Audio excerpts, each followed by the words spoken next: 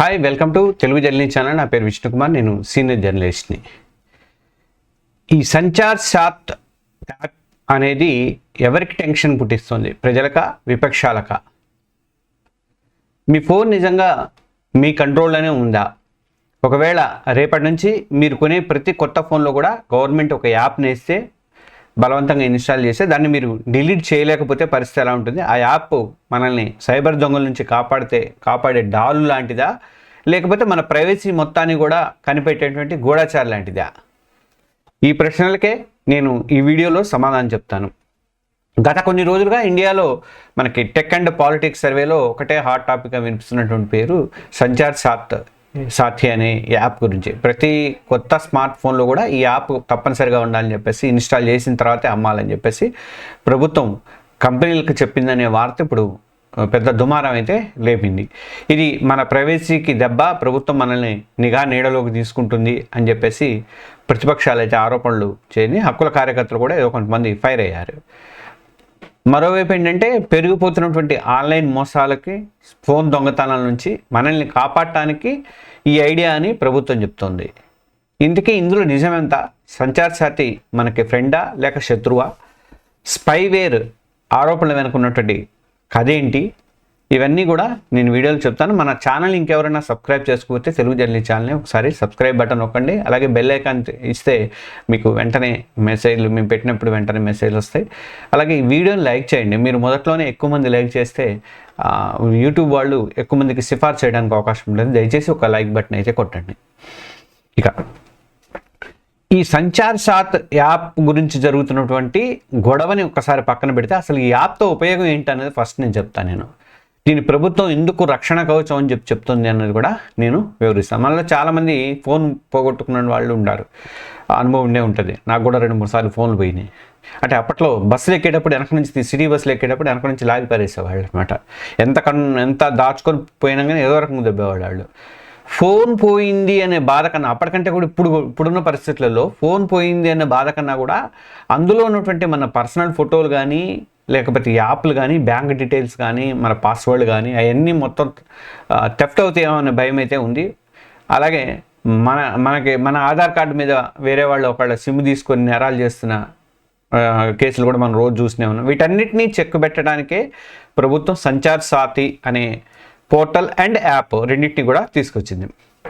ఇందులో first and అత్యంత ముఖ్యమైనటువంటి ఫీచర్ ఏంటంటే, పోయిన ఫోన్ని బ్లాక్ చేయడం అనేది దీంట్లో చాలా గొప్ప ఫీచర్ ఉంది. ఈ ఫోన్ పోతే వెంటనే సంచార్ సాథి ద్వారా దాన్ని మన పోర్టల్కి వెళ్ళేసి మన ఫోన్ నెంబర్ అయ్యి కొట్టేసి, దాని ఈఎంఐ నెంబరు మనం కంపల్సరీగా పెట్టుకుంటాం కాబట్టి ఆ ఈఎంఐ నెంబర్ ఉపయోగించేసి ఇండియాలో ఏ నెట్వర్క్లో కూడా ఇది పనిచేయకుండా బ్లాక్ చేయడానికి అవకాశం అయితే ఉంది. దీనివల్ల ఏమవుతుందంటే, ఆ ఫోన్ వల్ల అసలు దొంగలకి ఎట్లాంటి ఉపయోగం కూడా ఉండదు. ఇప్పటివరకు కూడా ఈ సిస్టమ్ ద్వారా దాదాపు 42 లక్షలకు పైగా దొంగిలించబడినటువంటి ఫోన్లని బ్లాక్ చేశారు. ఇంకా దాదాపు 7.23 లక్షల ఫోన్లను విజయవంతంగా రికవరీ చేసి 7 లక్షలకు పైగా ఫోన్లను రికవరీ చేసి వాళ్ళకి అప్పగించారు. అసలైనటువంటి యజమానులకు కూడా అప్పగించారు. ఇక రెండవది ఏంటంటే, దీనివల్ల ఉన్న బెనిఫిట్స్లో సంచార్ సాథి వేసుకోవడం వల్ల రెండో బెనిఫిట్ ఏంటంటే, మీ పేరు మీద ఎన్ని సిమ్ములు ఉన్నాయో తెలుసుకోవడం ఈజీ అవుతుంది. టాప్ క్యాప్ అంటారు దీంట్లో. ఆ సౌకర్యం ద్వారా మీ పేరు మీద అసలు ఎన్ని సిమ్ములు ఉన్నాయని తెలుసుకోవడానికి అవకాశం ఉంటుంది. మీ ప్రమేయం లేకుండా మీ ఆధార్ కార్డు ఉపయోగించి ఎవరైనా సిమ్ములు తీసుకొని ఉంటే, అవి యాక్టివ్గా ఉండి ఉంటే వాటిని క్షణాల్లో చెక్ చేసుకోవచ్చు. మీకు సంబంధం లేని నెంబర్ ఏమైనా ఒకవేళ దాంట్లో కనిపించింది అనుకోండి, అక్కడక్కడే దాన్ని బ్లాక్ చేయమని చెప్పేసి కూడా రిక్వెస్ట్ పెట్టచ్చు. ఇది ఐడెంటిటీ దొంగతనాన్ని ఆపడంలో సూపర్ పవర్ టూల్. నేనైతే నాకు మా ఫ్యామిలీ మెంబర్స్తో నాతో కలిపి మొత్తం నా పేరు మీద 4 నెంబర్లు ఉన్నాయి. ఈ 4 నెంబర్లు నీవేనా అడిగింది. నేను ఏంగానే సంచార్ సాథి యాప్ నేను కూడా వేసుకున్నా. ఏంగానే అడిగింది, ఎస్ నావే అన్నా, నో ప్రాబ్లం. ఒకవేళ నాది కానిది ఏమైనా ఉంటే దాంట్లో బ్లాక్ చేయడానికి నాకు అవకాశం ఉంటుంది అనమాట. ఇక మూడోది, ఫ్రాడ్ కాల్స్ని రిపోర్ట్ చేయటం. ఇది కూడా దీంట్లో సౌకర్యం ఉంది. చెక్షు ఫీచర్ అంటారు ఇది. ఈ చెక్షు ఫీచర్ కూడా దీంట్లో ఉంది. మీకు లాటరీ తగిలిందనో, కేవైసీ అప్డేట్ చేయాలనో, లేకపోతే ఇంకోటనో, మీరు లైఫ్ సర్టిఫికేట్ తీసుకోవాలనో, ఇలాంటి వచ్చే ఫేక్ కాల్స్ని, మెసేజ్ని డైరెక్ట్గా కూడా ఈ యాప్ ద్వారా, మళ్ళీ మనం ఇంతకుముందు నేను ఏం చేసామంటే, ఇట్లాంటి కాల్స్ వచ్చినప్పుడు వాటిని గుర్తుపెట్టుకొని, ఆ నెంబర్ గుర్తుపెట్టుకొని మళ్ళీ సంచార్ సాథి యాప్కి వెళ్ళి దాంట్లో ఫ్రాడ్ ఇది అని చెప్పి అలాగే రిపోర్ట్ చేయాల్సి వచ్చేది. ఇప్పుడు అట్లా కాదు, డైరెక్ట్గా మనకి ఏ టైంకి ఫ్రాడ్ కాల్ వచ్చింది, ఆ కార్డ్ని మనము ఆ దాంట్లో ఎంటర్ చేసేసి పంపించేస్తే వాళ్ళు దాన్ని బ్లాక్ చేయడానికి అవకాశం ఉంటుంది గవర్నమెంట్. చివరిగా ఏంటంటే అసలు మీరు కొంటున్నటువంటి ఫోన్ ఒరిజినలా కాదా అంటే నో యువర్ డివైస్ అంటారు, కేవైసీ లాగానే కేవైడి అనమాట. సెకండ్ హ్యాండ్ ఫోన్ కొనేటప్పుడు దాని ఐఎంఈఐ నెంబరు ఈ యాప్లో ఎంటర్ చేసేసి అది దొంగిలించబడిందా ఫోనా లేకపోతే డూప్లికేటా లేకపోతే ఒరిజినలా ఎక్కడి నుంచి వచ్చింది అని చెప్పి మీరు చెక్ చేసుకోవడానికి ఒక అవకాశం అయితే ఈ సంచార్ సాథి యాప్ ద్వారా ఉంటుంది. ఇక ఈ ఫీచర్స్ అన్నీ చూస్తుంటే మీకు అందరికి కూడా ఇది అద్భుతంగా పనిచేస్తుంది అని చెప్పేస్తుంది. సైబర్ నేరాల నుంచి మనల్ని కాపాడటానికి ఇది ఒక పక్క ఆయుధంలాగా కూడా కనిపిస్తుంది. మరి ఇంత మంచి యాప్ మీద పెద్ద వివాదం ఎందుకు చెలరేగింది అంటే ఇక్కడే అసలు ట్విస్ట్ ఉంది. అదేంటో నేను చెప్తాను చూడండి ఒకసారి. సంచార్ సాథి యాప్ వల్ల ఎన్ని లాభాలున్నా అసలు రచ్చ మొదలైంది ఎక్కడ అంటే ప్రభుత్వం ఇచ్చినటువంటి ఒక కండిషన్ జీవోతో, ఒక ఆదేశాలతో ప్రతి కొత్త స్మార్ట్ ఫోన్లో కూడా సంచార్ సాథి యాప్ తప్పనిసరిగా ప్రీ ఇన్స్టాల్ చేయాలి అని చెప్పేసి ఒక నిబంధన విధించింది. యూజర్ దాన్ని డిలీట్ చేయడానికి వీల్లేదని చెప్పేసి ప్రభుత్వం ఫోన్ కంపెనీలన్నిటి కూడా ఆదేశించింది. ఇది తప్పనిసరి అండ్ డిలీట్ చేయకపోవడం అనే రెండు మాటలు టెక్ నిపుణులు, హక్కుల కార్యకర్తలు, అంతకంటే ముఖ్యంగా కాంగ్రెస్ ఆప్ లాంటి ప్రతిపక్ష నేతల్లో తీవ్రమైనటువంటి అలజడిని రేపాయి. ఇది పౌరుల స్వేచ్ఛకు భంగం కాలరాయడం, ప్రభుత్వం మన బెడ్రూమ్లోకి తొంగి చూస్తుంది, తొంగి చూడటానికి ప్లాన్ చేస్తుంది అని చెప్పేసి విమర్శలు మొదలయ్యాయి. కాంగ్రెస్ లీడర్ అయినట్టు కేసీ వేణుగోపాల్ అయితే దీన్ని ప్రతి భారతీయుడి మీద కూడా నిఘా పెట్టే నియంత్రిత సాధనం అని చెప్పేసి ఆయన అన్నాడు. ఇక Shiv Sena MP Priyanka Chaturvedi big brother is watching అని చెప్పి ఆయన పోల్చారు. ఇట్లా విమర్శలు అయితే చేశారు. వారి భయాలకు కారణం అనేది లేకపోదు. సాధారణంగా మనం ఒక యాప్ని డౌన్లోడ్ చేస్తే దానికి ఏ పర్మిషన్లు ఇవ్వాలనేది మనమే డిసైడ్ చేస్తాము, నచ్చకపోతే తీసేస్తాము. కానీ ఫోన్తో పట్టే వచ్చే డిలీట్ చేయలేని యాప్స్కి సిస్టమ్ స్థాయిలో అత్యధికమైనటువంటి అధికారాలు ఉంటాయి. అంటే రూట్ లెవెల్ యాక్సెస్ ఉంటాయి. అంటే ఆ యాప్ మనకు తెలియకుండానే మన కాల్స్ కానీ, మెసేజ్లు కానీ, లొకేషన్ కానీ, ఫైల్స్ కానీ ఇలాంటి సెన్సిటివ్ సమాచారాన్ని అన్నీ కూడా యాక్సెస్ చేయగలదు. మనకు ఆల్రెడీ అడుగుతుంది కూడా. అది అడిగినప్పుడు మనం ఎస్ అని పెట్టుకుంటూ వెళ్ళిపోతుంటాం మనం.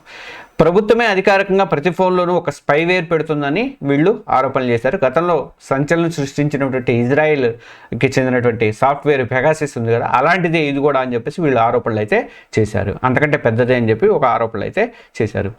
ఈ వివాదం దాంతో ముదిరిపోయింది. టెక్ దిగ్గజం యాపిల్ కూడా నేను ప్రభుత్వ ఆదేశాలు పాటించట్లేదని చెప్పేసి మేము యూజర్ల ప్రైవసీ విషయంలో రాజీ పడబోమని చెప్పి ప్రభుత్వానికి చెప్పేందుకు అది ప్రిపేర్ అవుతున్నప్పుడు కూడా ఒక వార్తలు అయితే వచ్చినాయి. యాప్ను బలవంతంగా రుద్దడం అంటే మన డిజిటల్ జీవితం మీద మన కంట్రోల్ లేకుండా చేయటమే, ఇది మన సీక్రెసీ రైట్ని దెబ్బతీయటమే అని చెప్పేసి డిజిటల్ హక్కుల సంస్థలు కూడా వాదించుకుంటూ వచ్చినాయి. మరి ఇక్కడ నిజాలు చూస్తే ఒకవైపు భద్రత, మరోవైపు ప్రైవసీ, ఈ రెండింటి మధ్య మనలాంటి సామాన్యులు కన్ఫ్యూజ్ అవుతున్నారు. ఇప్పుడు వాస్తవంగా అసలు నిష్పక్షపాతంగా వాస్తవాలు ఏంటనేది ఇప్పుడు చూద్దాం. వివాదం ముదిరిన తర్వాత కమ్యూనికేషన్ల మంత్రి జ్యోతిరాదిత్య సింధియా ఒక స్టేట్మెంట్, క్లారిఫికేషన్ అయితే ఇచ్చారు పార్లమెంట్ ఆవరణలోనే. సంచార్ సాథి యాప్ను ఫోన్లలో ముందే ఇన్స్టాల్ చేయడం వెనక ఉద్దేశం ఏంటంటే దానిపై అవగాహన కల్పించడం. ఇది ఏమాత్రం కూడా తప్పనిసరి కాదు. యూజర్కి ఇష్టం లేకపోతే దాన్ని ఎప్పుడైనా డిలీట్ చేసుకోవచ్చు. ఫోన్ పోయినా పర్లేదు, నాకు ఏం కాదు, నాకు సైబర్ క్రైమ్ అటాక్ అయినా ఏం కాదు అనుకున్నప్పుడు తీసేసుకోవచ్చు అని చెప్పేసి ఆయన ప్రకటించారు. ఆయన ప్రకటించడం నేను అంటున్నా. కానీ మీడియా రాయిటర్స్ లాంటివి అయితే ప్రభుత్వం పంపినటువంటి అధికారిక ఆర్డర్లో ఉంది. తర్వాత తొలగించడానికి వీలు లేకుండా నాన్ డిలీటబుల్ అని స్పష్టంగా పేర్కొందని చెప్పేసి రిపోర్ట్ అయితే చేసినాయి. ఇచ్చే ఉండొచ్చులే, కాదనట్లే నేను కూడా. కానీ ఈ నిఘా ఆరోపణల విషయానికి వస్తే మన యాప్ ఈ సంచార్ సాథి యాప్ అనేది మన వాట్సాప్ చాట్లను చదవడానికి అవకాశం లేదు. నేను మరోసారి క్లారిటీగా చెప్తున్నా, ఐఎంఈఐ నెంబర్ చెక్ చేయడము అనేది స్పైవేర్ కాదు. ఇది టెక్నికల్గా అసంభవం. Plus IMEI hardware number, IMEI = hardware number. అది కాల్స్, లొకేషన్ని డైరెక్ట్గా చదివే పరిస్థితి దానికి ఉండదు, ఆ నెంబర్కి ఉండదు. ఇక గ్యాలరీలో ఫోటోలు చూడదు. ప్రధానంగా మనం పనిచేసేది ఐఎంఈఐ నెంబరే, మొబైల్ నెంబర్తోనే. అది ఐఎంఈఐ నెంబర్తో కాదు మనం పనిచేసేది. అయితే రిజిస్ట్రేషన్ కోసం కాల్స్, SMS పర్మిషన్లు మాత్రం అడుగుతుంది. ఈ పర్మిషన్లు యూజర్ కంట్రోల్లో ఉంటాయని చెప్పేసి ప్రభుత్వం అయితే చెప్తుంది. మొదట తప్పనిసరి అని చెప్పి తర్వాత వ్యతిరేకత రాగానే లేదు, ఐచ్ఛికము అంటే ఆప్షనల్ అని చెప్పేసి చెప్పడం వల్ల ఈ కన్ఫ్యూజన్ వచ్చింది. సరే, ఇంకొక మాట చెప్తాం. ప్రజలకు లాభం ఏంటి దీనివల్ల అంటే దొంగిలించినటువంటి ఫోన్ వెంటనే బ్లాక్ అవుతుంది. ప్లస్ నకిలీ ఐఎంఈఐ ఉన్న ఫోన్లు మార్కెట్లో తగ్గిపోతాయి. తర్వాత రీసోల్డ్ రీసేల్ చేసేటువంటి ఫోన్ల మోసాలు అనేవి ఆగుతాయి. తర్వాత స్కామ్ కాల్స్ రిపోర్ట్ చేయడానికి అవకాశం ఉంటుంది ఇమీడియట్లీగా. తర్వాత డిజిటల్ అరెస్ట్ మోసాలు తగ్గుతాయి. తర్వాత మీ పేరు మీద ఉన్నటువంటి సిమ్లు ఎవరెవరో దుర్వినియోగం చేస్తుంటే మీరు వెంటనే చెక్ చేసుకోవడానికి అవకాశం ఉంటుంది. మరి ఈ యాప్ వల్ల సేఫ్టీ పెరుగుతుంది. నాకు తెలిసి అయితే ప్రైవసీకి ఎలాంటి హాని అయితే ఉండదు. మరి ప్రతిపక్షాలు మాత్రం ఇది స్పైవేరు, ఇది ప్రభుత్వం మన లొకేషన్ చూసేస్తుంది, రాజ్యాంగ విరుద్ధం, గోప్యత హక్కు పోతుందని కామన్ సెన్స్ లేకుండా మాట్లాడుతున్నామని నాకు అనిపిస్తున్నాయి. మరి దానివల్ల నిజాలు ఏంటనే చూడాలి. మన మొబైల్లో ఆల్రెడీ ఇప్పటికే మన మొబైల్లో ఏమున్నాయి, వాట్సాప్ ఉంది, ఫేస్బుక్ ఉంది, ఇన్స్టాగ్రామ్ ఉంది, మరి గూగుల్ మ్యాప్స్ ఉన్నాయి, తర్వాత డెలివరీ యాప్లు ఉన్నాయి, యూపీఐ యాప్లు ఉన్నాయి. ఇవన్నీ కూడా మనకి ప్రతిసారి పర్మిషన్ అడుగుతున్నాయి. మీరు గమనించారా లేదా? మీ మెసేజ్లు చూడటానికి, మీ ఫోటోలు చూడటానికి, మీ కాంటాక్ట్స్ని చూడటానికి అన్నిటికీ పర్మిషన్ అడుగుతుంది. యాస్ అని కొట్టుకుంటూ పోతాం. లేకపోతే అది మన దాంట్లో ఇన్స్టాల్ కాదు, అందుకని మనం అట్లా కొట్టుకుంటూ వెళ్ళిపోతాం.